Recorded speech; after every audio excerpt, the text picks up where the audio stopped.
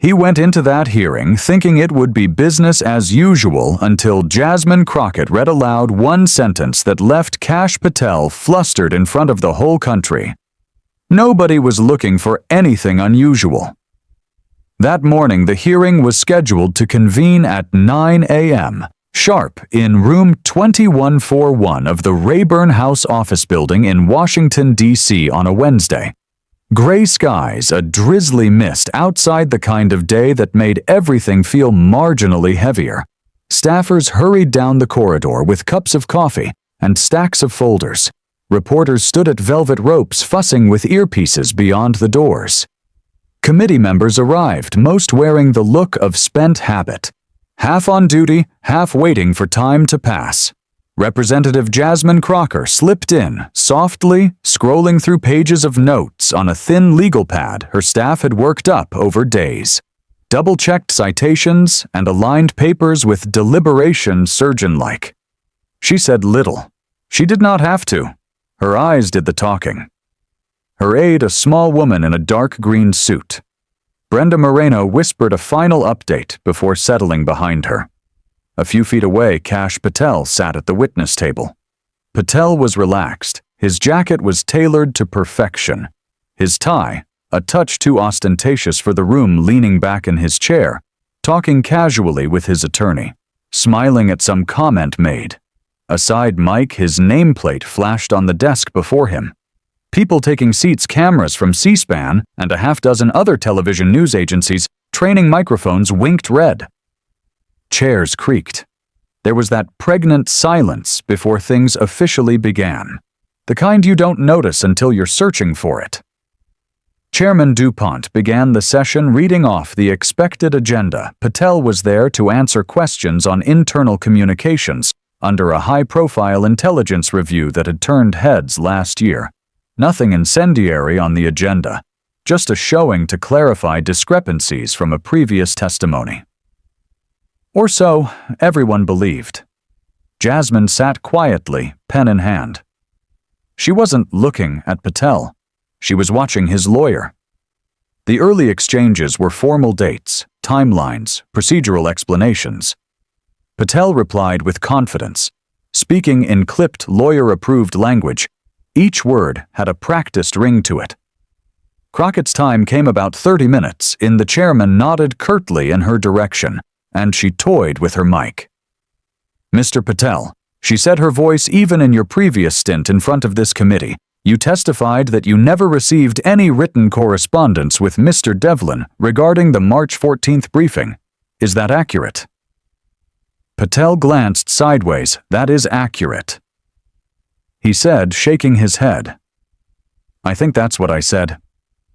Jasmine did not look up from the notes. She reached down, flipped a tab, and pulled a sheet of paper out of a small folder. It wasn't flashy. It wasn't highlighted plain cold ink on white paper. I am entering into the record a memo dated March 13th. She said from your own email to Mr. Devlin's private account. It quotes verbatim details of that very same March 14th briefing. For a second, you could hear someone shift in their chair behind the witness row. Patel blinked. That's not possible, he said flatly. That message had to be attributed. But Jasmine went on reading, quoting word for word. Every line struck like a gentle punch. The message was long time stamped and CC'd to 2 other employees. Patel's signature at the bottom. Brenda Moreno, standing over Jasmine, kept her eyes locked onto Patel's lawyer. He had slumped forward, his jaw set in a small clenched expression. Chairman DuPont interrupted for clarification. Patel leaned into his mic, stammering slightly, trying to rephrase the question, but his rhythm was broken. Crockett had not yet shouted. She did not have to. Each word meant something in the hallway. A young intern grumbling from behind a screen in room 142 said, "Yo, is she going to cook this man back into the chamber?" Patel massaged his neck. The light looked a little too bright. All of a sudden, Jasmine put the email down on her desk and finally glanced up. "I'll answer my second question," she said, "but this is just one of several discrepancies we've discovered." But before she could continue, Patel's hand went up. His voice louder this time, something had clearly shifted in his tone. Kash Patel's hand hesitated for an instant. His gaze scanned the room, resting fleetingly on the cameras, before he looked again at Jasmine with due respect, Representative. He used the word respect, laced with irritation. That email does not convey what did transpire. There's context you're deprived of. Crockett didn't bat an eyelid. Then perhaps you can provide that context. Now, she replied, turning the page over in her folder with slow, calculated calm. Patel moved closer to his mic. If someone on my staff sent that draft, and it was attributed to me, in error, you signed it. Crockett cut in. Still composed. The signature line is identical with 3 others. We've stored from the same address, same font, same metadata. Would you have me read those into the record? Also, a hush passed through the gallery. For the first time, Patel looked bewildered. His jaw clenched and he shifted in his seat. I don't recall signing that, he snapped. Suddenly, good thing, we don't rely on memory alone, Jasmine replied. Patel opened his mouth again, but his lawyer placed a firm hand on his arm under the table. He didn't say a word, just a soft squeeze, a soft reminder. Shut up. Brenda gave Jasmine another document, and this time it was colored. This is a printout of your encrypted text meeting with Mr. Devlin, she added, tilting the paper a bit yesterday. After the memo to which you answered straight. Quote, that memo wipe off the radar locked just like we said. Do you want me to make clear what it means? Patel released a laugh, short, nervous one. Are you actually pulling out the screenshots now? Jasmine didn't shift facial expression. Do you question the text? No, I'm debating you're trying a political circus out of some informal private to and fro. They were over a federal intelligence briefing, she said bluntly. Not an order for lunch. The room stiffened. Even the committee members who were half scrolling on their phones now sat rigidly staring. Chairman DuPont pushed up his glasses and looked in the direction of Patel's attorney, who had still not spoken. The chairman cleared his throat. Mr. Patel, you may respond to the question or invoke your Fifth Amendment privileges, but I'll tell you this committee does not mess around with perjury. The word perjury hung in the air like smoke after a fire. Patel clenched his jaw. No perjury, he muttered through gritted teeth. This is a smear campaign, and for real, I'm not sitting here, while you're not sitting here. Because we're playing games, Jasmine said, her level of tone. You're here because something doesn't add up, and Americans deserve clarity. Her words cut clean, measured, not aggressive. Patel glanced at the chairman, then down at the table. His lawyer leaned forward and whispered something hastily. Patel listened, lips tight. Cameras caught every second the photo Jasmine seated composed and direct, while Patel sat hunched forward, visibly sweating, was already being clipped by interns in the media room upstairs. Meanwhile, outside the hearing room, 3 reporters were in a huddle around a monitor. Is that the actual one asked, pointing to the timestamp, it adds up. Another said, already texting an editor, that memo wasn't even part of discovery. Someone must have leaked it inside the hearing. Patel finally spoke up. There's no conspiracy here, he said firmly. The memo was merely a draft. It did not go anywhere. Then why have you lied under oath about it existing? Crockett inquired, leaning forward slightly. Patel's lawyer jumped in this time, objection to the description, which assumes facts not in evidence. This is not a court, Jasmine replied, never looking away from Patel. And the facts are before us. There was silence. One of the microphones let out a small popping sound. A cough was heard in the back. You realized this was not going to be kept hidden anymore. She spoke loudly, a notch down. You did not expect anybody to check, though, before anybody could act. Chairman DuPont asked for a brief recess, and that is when panic really set in behind closed doors, the moment Chairman DuPont called for the recess. Patel sprang from his seat. He didn't wait for his lawyer. He didn't wait for the cameras to cut. He ripped his mic off his lapel and muttered under his breath, before rushing toward an adjacent room utilized for witness consulting purposes. His lawyer followed close behind him, whispering bitterly hard. The camera remained wide, catching just a glimpse of Patel's face as he walked behind the chairwoman's desk. Tight red and shaken in the secret consultation room. The door clicked shut. No noise, no cameras. But according to two aides waiting just outside, Patel's voice was audible enough to cut through walls. "What the devil is happening out there?" he snapped. "How did she even get that memo that was not supposed to be on the record?" "It was buried. I'm sure it was buried." His lawyer didn't answer. Initially, he opened his laptop and pulled up an internal server access log. Someone gave it to her. He said finally, striking a line of code. "This isn't public domain. This was from someone close. You think Devlin flipped? I think it doesn't matter anymore. What is vital is that you have to cut it off before she can draw out whatever comes next." Back into the hearing room. Jasmine sat still. She hadn't looked at her phone once. Brenda leaned in close. That rattled him. She whispered. Jasmine nodded slightly. "He is hiding something in the other direction." Staffers and members whispered to each other. The hearing wasn't even halfway through, and already all the major political reporters in the complex were tracking this stream. The hashtag #Patel's croquet started trending within minutes. News anchors were scrambling to get live analysis on airphones. Rang TikTok videos were already posted with sensational titles and freeze frames of Patel's stunned face. 15 minutes later, the committee reconvened. Patel walked back in, more slowly this time. He looked like he had just come out of a horrible meeting, still intact, but the edge was gone. Jasmine barely looked up. "Mr. Patel," she began. "Let's go back to your comments earlier about the memo being a draft. You said it went nowhere. But here is a reaction from Mr. Devlin. 2 hours after your message, he states, and I quote, understood. I'll make sure the committee never sees this version." Patel glanced at his lawyer, who did not move. He took a slow breath. "That doesn't show intent," he said.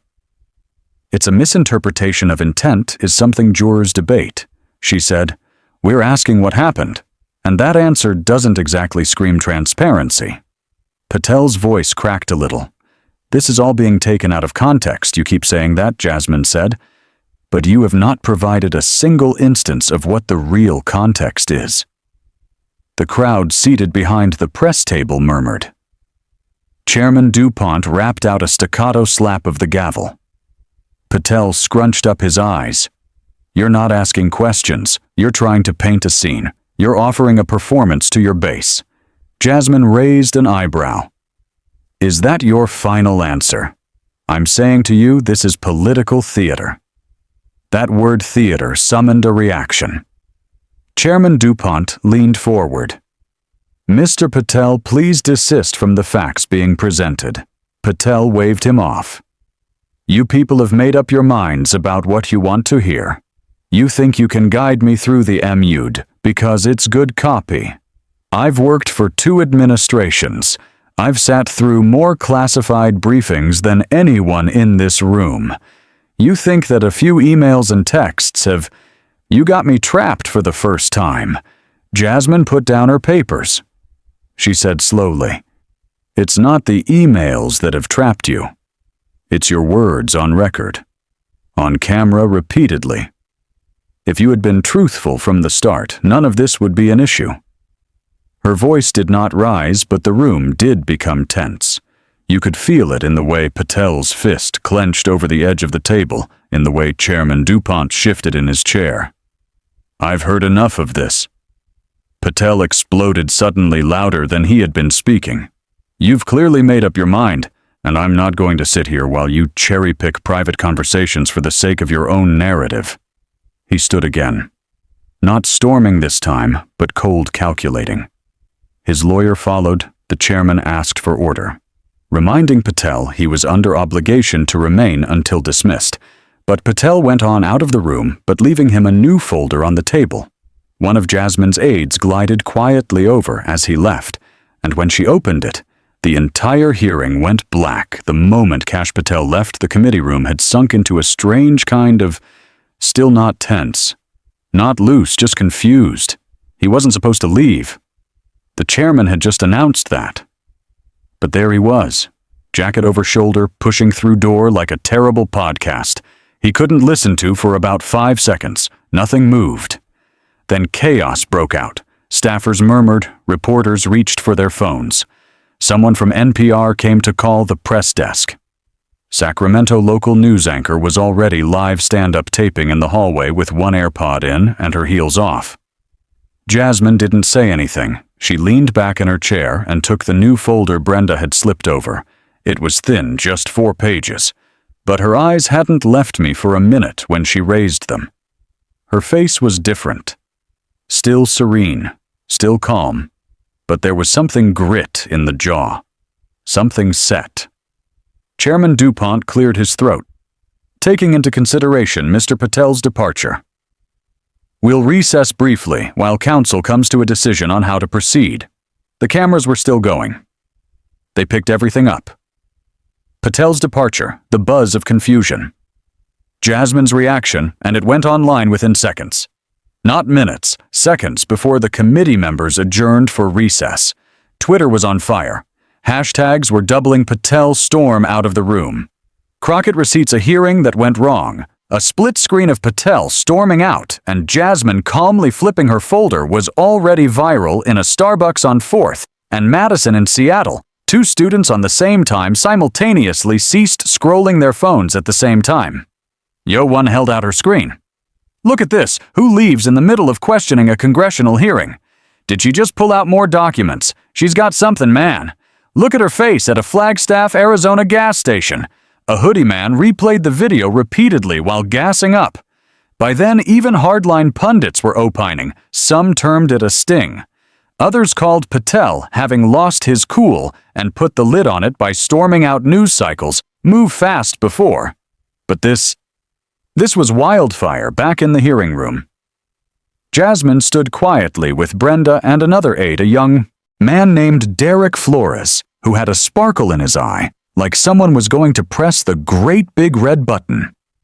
I don't want to let it go, unless he comes back, Jasmine said, tapping on the folder with her index finger. But if he doesn't, we go. Brendan nodded. He will. His lawyer's too smart to let him hang himself like that. He already has 10 minutes gone, then 20 in those times. 2 other networks transitioned to live coverage of the hearing. Not the regular C-SPAN feed. No primetime evening cable. Big anchor desks. Analysts dissecting the significance talent, speculating about the leak. One legal analyst in Boston stated outright, if what Representative Crocker possesses is real, Patel might require more than an attorney. He might require a bargain in the hallway just outside room 2141. Patel's attorney paced. 2 aides stood alongside him, one on phone, one frantically pecking at a laptop. He has to get back on it. The lawyer complained. He goes out like that on TV live. It's bad enough. But in case she's got more, he has to get ahead of it. Where is he now? Positioned in a car 2 blocks away, informs him. He needs a minute. He has no minute. The assistant snapped, but too late. Jasmine Crocker returned to the table, waved to the chairman, and proceeded to re-enter the hearing into official session. Patel's chair remained vacant. She didn't waste time. We've double-checked the contents of this next document with both legal team and 2 external cybersecurity experts. It's an internal memorandum from Mr. Patel's private email server dated March 16th. The subject header reads, Deconfliction Plan, Avoid Traceable Channels. She left that dangling Brenda. She quietly called up the memo on a virtual display behind her. Let the record show Jasmine went on this memo outlined ways to avoid FOIA, exposure like the use of burner phones, encrypted applications, and secondary scheduling procedures intended to bypass calendar tracking. She glared at the empty seat. This was done 2 days after Mr. Patel's testimony that such practices were never used. Silence outside the building. Protesters had started gathering. Not because they wanted to, but because it was a live environment, and people reacted. But even then, they did not know Jasmine was still holding in reserve the most provocative piece. The one she left till end 15 minutes after she revealed the deconfliction plan. Kash Patel returned. He did not barge in. This time, no melodrama, just a low-key entrance through side door. His coat still open, his face devoid of expression. No smirk, no snide remark. Simply the utterance of a man who had been told in closed session that the story was no longer in his hands. But now, before the court of public opinion, the hearing went on. Chairman DuPont didn't delay Mr. Patel. He began. The committee has looked at additional documents submitted during your absence. You may respond. Patel took deep breaths. I'd like to correct a couple of things, he said. Voice softer now. Some of the language in those reports was never intended to be taken literally. Jasmine looked up. So you're saying it was metaphor? He hesitated. I'm saying people in my position sometimes use slang when talking about risk management burner phones. She asked. Tone-flat encrypted scheduling systems to avoid detection. It's not what it sounds like. You had just asserted that there had been no written communications at all. Patel glanced to his attorney. Do I need to just keep answering questions asked in that manner? His attorney was quiet. Chairman DuPont replied instead. Yes, you're under oath, Mr. Patel. And that's when something broke. Perhaps not externally, but something shifted in Patel's attitude. He leaned forward towards the mic, not aggressively, not theatrically. Just finished the words, dropped more slowly now. Not so polished. I was reading a script, one, he said. We all knew. One that succeeded? A ripple of movement moved through the room. Jasmine's pen hand strayed tense. And who is we, Mr. Patel? She said. Patel did not answer at once. Brenda stared at Jasmine, then at the committee. They all knew it. He was seconds from shouting out a name. The policy team. He said, finally, at least a half dozen of us. And were you instructed to keep those conversations off the record? His voice dropped lower, by whom he shifted his head slightly. I don't want to say here. Jasmine didn't pressure yet, but the hearing room, it had completely transformed. The mood had shifted from pageant to reality. Outside, cable TV anchors were shaken visibly on live TV. Breaking headlines had already notified Patel. We had a playbook confirms 5 are involved in off-the-record contacts. Representative Crockett insists on names inside a Spokane middle school library. A civics teacher interrupted her class and pulled up the live stream. This, she told her students, is what government oversight is supposed to be like back in the chamber. Jasmine leaned forward slowly. We're going to cut here, Mr. Patel. Not because you've done enough talking, but because there is one document I need to add to the record, and I'd like you to hear it in full. She nodded at Brenda, who clicked a keyboard on the screen in front of them. Was a screenshot, black background, white text, a text chain between Patel and someone saved on his phone as W staff line. The message stated, make sure we don't mention it in mail if she asks about it. Deny she won't be returning for it. Patel stared at it for some time. Then he spoke something nobody anticipated. I did not write this. Jasmine did not blink. It is coming from your phone. It got spoofed, he said in a hurry. Or maybe I do not know. I never sent this. Brenda pulled up a metadata report. We followed the phone's unique identifier to your device. The time matches your login to the committee's secure portal. Patel rubbed his face. This is insane. I swear I didn't. Then help us out with figuring out who did. Jasmine said silence again. I want a lawyer. He said you already have one.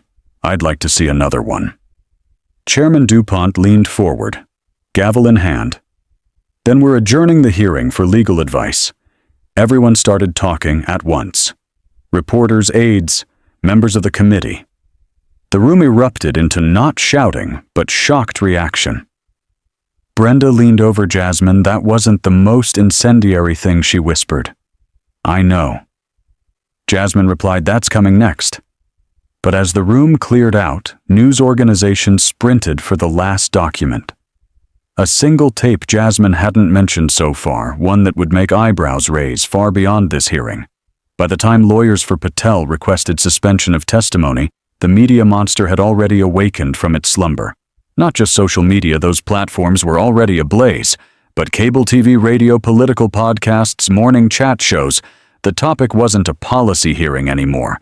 It was about a man trying to claw his way out of something he could no longer control. CNN had a panel in reserve. MSNBC brought in 2 professors of constitutional law on Fox News. The buildup was different, more restrained, but even they could not dismiss the storm Patel had marched into. The clips were too stark, the evidence too blatant. It was no longer about right and left. It was honesty, power, T-Tower, and consequences. Outside the building, protesters started showing up with placards, some supporting Crocker, others demanding a full inquiry. Cameras, swiveled police, set up ad hoc barricades. The mood was closer to that of a courthouse on the day a verdict was delivered inside Patel's office. His staff cluster in a side room. One of his aides whispered news. There's noise. Now they've got it cued. She hasn't played it yet. Patel sat still for the first time that day. He didn't say a word. He just stared at the ground, hearing the muffled exchange in the corridor. His lawyer bent in voice low. You've got one chance to spin it before they do. In the meantime, Jasmine Crockett sat on in the chamber. She was reading from a print out of the transcript that belonged to the audio file. Her lips were pressed shut. Not in fury, but in focus. Brenda leaned forward. Are we sure we want to play it now? We keep it until the chairman reconvenes. Jasmine said he's going to want it on record. It was nearly an hour before all of them were seated again. Members poured in, cautiously avoiding eye contact with cameras. The hearing room itself was not crowded with people, but it was filled to capacity. Journalists were now shoulder to shoulder. Even individuals from the next building over were sneaking in through side doors, presenting themselves as being on official business, just to see what was going to occur. Chairman DuPont rang the gavel 3 times. We proceed with today's hearing, with additional evidence presented by Representative Crockett. Continue. Jasmine shifted her microphone. What you are about to hear was uncovered from an internal training session held over Zoom last year. Mr. Patel, while working as a senior advisor, you hosted the meeting. And in this session, you talked about internal practices of communication and protocol. Is that proper? Patel did not answer. The chairman said, Again? Mr. Patel respond. Patel's tone was, Even if you tell me it's from a session, I won't argue. Good? Jasmine explained, because we cut out a certain portion, it takes 45 seconds. She pointed to Brenda. The room became slightly darker as the audio portion began playing Patel's tone in the room that filled. It was relaxed and far braver than the fellow now sitting in the dark. Under lights, keep messages clean. If you have something that could even possibly seem to be over the line, send it off. Signal never email and plead ignorance if anyone asks later, unless you're being cornered. A gasp, not a sensational one, but the kind you hear when suddenly people realize they've seen the tip of the iceberg but not the bottom. Jasmine ceased to allow the words to settle in. Brenda clicked once more. Another clip played. We're not writing this down. That's how people get swept into hearings. You want protection, use channels off record. You want risk, go formal, your call. Patel looked down, no. Struggle left. His lawyer muttered something, but he did not move. Chairman DuPont leaned forward. Mr. Patel, that voice, is it yours? Yes, he said softly. Do you withdraw any of those statements? No. Jasmine leaned in. Then let the record show. These were not offhand remarks. These were instructions from someone with clearance, from someone who knew better. Patel remained silent. The chairman gavelled again. This hearing will go into a lengthy review period. Testimony will be referred to the Oversight Committee, and lawyers will liaise with the Department of Justice and Bingo. The story shifted again from scandal to legal problem. News vans sat parked outside. Outside revved up their satellite signals inside. Jasmine leaned forward towards Brenda. We weren't even looking for that clip, she whispered. It was sent anonymously. Brenda blinked. Somebody sent it. No, somebody wanted it found. But that was the section that shook things up, because whoever leaked the tape knew what whirlwind it would create and sent it anyway, while the media tore apart each minute of the hearing as Patel's name trended together with words like cover-up and perjury. Something else was in the works below the radar, cunningly on purpose pieces that the majority of people would never even pick up on it. Started 2 weeks ago in a building just 4 blocks from the Capitol, an aide named Melinda Kash, 28, sharp-eyed, always 2 steps ahead, had worked in the basement archives of the Intelligence Subcommittee staff wing. Her job was not glamorous for the most part. It was cross-checking transcripts, decades old, flagging duplicate records, and refiling years of chaos that no one else wanted to get at. But she had an obsession. She obeyed one afternoon. She had been eavesdropping on 2 staffers talking about a ghost drive, a flash the size of her pocket. No one could officially verify existed. They joked about it in passing. One of them even laughed. But Melinda did not laugh. She identified the title W Staff Line. She went back on previous posts after emails where that title showed in metadata. They were not typical. Barely more than 4. But they all terminated in the same mailbox, Patel's. That was the thread she pulled. And when she did, the whole sleeve came off. Melinda did not alert anyone. Not her boss. Not her roommate. She simply compiled what she could, quietly verified it, and placed a printout in an unmarked envelope. It sat in her apartment for 4 days before she finally went into Representative Crockett's neighborhood district office in Dallas on her day off and dropped it off on a man who was sitting at the front desk. All she said was, "Deliver this to her." No other one in D.C. Jasmine had no idea where the documents were from.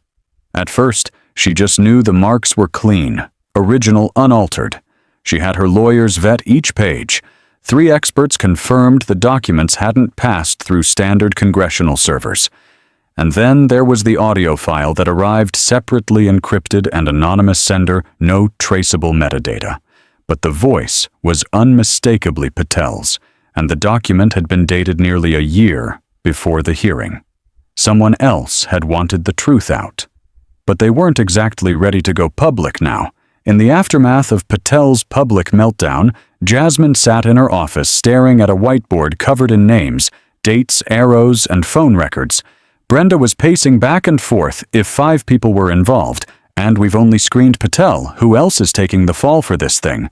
There is no way that he did this himself. Jasmine said, he didn't do it by himself. And not only staffers, he described a playbook that someone had laid out. Brenda turned, "Do you think Devlin flips if he thinks he's the only one left taking the fall?" Yeah, finally, at that same moment at a brownstone near Arlington, a fellow sat alone at a table. His name was Rob Devlin. Mid-40s, had worked in multiple departments throughout the years. Unobtrusive presence. Not flashy, but one who was said to be a fixer. Someone capable of fixing things before they were front-page news. He stared at a burner phone sitting on his table. It buzzed once, unknown number 1 word, tomorrow. Devlin did not flinch. He simply let out hard because he knew whatever this was. It wasn't the following morning. Jasmine got another anonymous letter. This one was thin, just 1 sheet of paper typed in bold, "Check your server logs.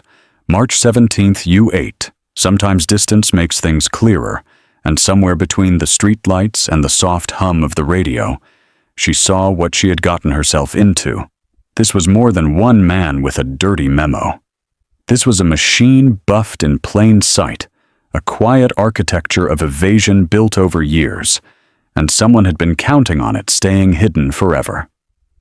But now, the wrong person had looked too hard, and the cracks were finally starting to show. The Patel hearing didn't just wrap up with headlines and speculation, it became something else entirely, something sticky that clung to people's tongues. A lifetime later, the next episode reached the airwaves, not because the documents, not even because the audio. It was the silence that instant between the recording, when Kash Patel admitted it was his voice, and then had nothing to say, that instant lingered. People kept seeing it again and again on social media. News broadcasts repeated it without commentary. Just 30 seconds of reality, and a face that couldn't lie fast enough in Sacramento. An old woman wrote a letter to her congressman for the first time in 20 years. She signed it with, "I don't know much about law, but I know when someone's covering something up. We deserve better in Oklahoma City." A group of college students started circulating a petition asking for greater guidelines on transparency from congressional witnesses. They weren't political science majors, they'd spent most of their studying computer engineering, but the hearing had caught their eye, and they were transfixed. Even within Patel's own social circles, there were cracks. A former aide stepped forward to acknowledge that there had been a culture of secrecy several years long, and everyone knew the rules and how to dance around them. No one said anything out loud. But people were asking how many of these hearings there had been before, except with fewer witnesses, fewer cameras, and nobody who would push. Jasmine Crockett didn't take a victory lap. She didn't give interviews, no morning television, no large speeches. When reporters cornered her exiting her office the following Friday, she simply stated, "I'm glad the truth got the microphone, that was it." But that one sentence did it. It ended up printed on t-shirts, passed around social media. BIOS. A-Sane parroted in classrooms forms. And late-night rants on government and ethics. And the thing about moments like this is that they don't end in hearings. They linger on, they start to live on in the questions. People begin wondering, such as why is it so easy to bury things? Who decides what is truth? And who's watching the people who are doing the watching? Somewhere, in a building in Maryland, an internal investigation was quietly launched. Not made public, not yet, but behind closed doors. A few names started appearing on lists. People who had sent messages from personal accounts. People who had received encrypted documents. People who never imagined anyone would be interested enough to search. And in a small apartment in D.C., Melinda Kash, the aide who'd started this domino, went back to her quiet life. Still sorting files, still walking by people who had no idea what she'd done. She didn't want attention, didn't care about cameras. What she did want was people getting it right. That in the end was what mattered. As for Patel, he went quiet. No posts, no interviews. His lawyer put out a boilerplate statement regarding misunderstandings and sensationalized readings, but no one paid much attention. There was rumor he would be charged. Maybe he would, maybe he wouldn't. But the damage wasn't in what was done to him. It was in what he uncovered. That those in power still rely on most people not paying attention. Still think that no one will be able to follow the paper trail. Still think that if you speak long enough, loud enough, and forceful enough, you can outlast the truth. But this time, the truth caught up, and it wasn't angry. It wasn't screaming. It just sat there, quiet, documented time, stamped for each and every Patel out there. There's one like Jasmine, and behind her. One like Melinda, and behind the two of them. Whether in classrooms, homes, or late-night phones, are people who still care enough to listen, ask and press. That's where the real change starts. Not in shouting someone down, but in asking the question. They never imagined you'd have the courage to pose. So if this video has left you questioning, even for a moment, Subscribe to this channel because we're nowhere near done watching and nowhere near done questioning.